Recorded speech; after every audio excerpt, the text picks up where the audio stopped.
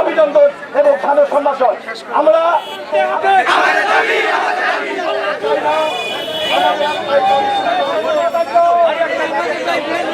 স্থাপিত হয় সেই জোর দাবি জানিয়ে আমি আমার বক্তব্য শেষ করছি। কৃষি বিশ্ববিদ্যালয়ের গুরুত্ব নালিয়াতগোড়ায় মাত্র 85 একর জমি নিয়ে কিভাবে তারা কৃষি বিশ্ববিদ্যালয় চান? আমার এটা প্রশ্ন। আমাদের যেহেতু আলাদা মৌজা একটি মৌজায় 630 একর সামথিং জমি আছে, 250 একর জমি হলেই যেখানে কৃষি বিশ্ববিদ্যালয় হয় সেখানে সরকার কেন এত ঝুঁকিতে যাবেন এবং এত টাকা কেন তারা বরাদ্দ দেবেন? আমাদের এই কৃষি বিশ্ববিদ্যালয় গত 2021 সালের 21শে সেপ্টেম্বর স্থাপিত হওয়ার কথা ছিল।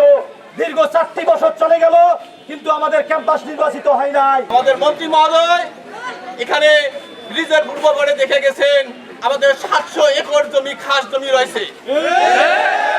এই এলাকায় যদি কৃষি বিশ্ববিদ্যালয় করা হয় তাহলে সরকারের অনেক সাশ্রয় হবে।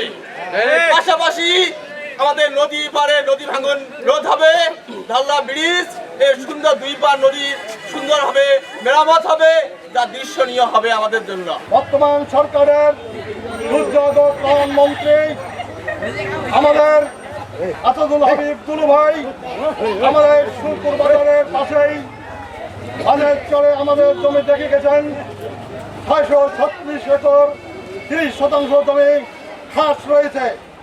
এখানে যদি সরকার কৃষি বিশ্ববিদ্যালয় করে তাহলে সরকারের কোনো টাকা কোনো ব্যয় করতে হবে না, সরকারের অল্প খরচেই এই কৃষি বিশ্ববিদ্যালয় করতে পারবে।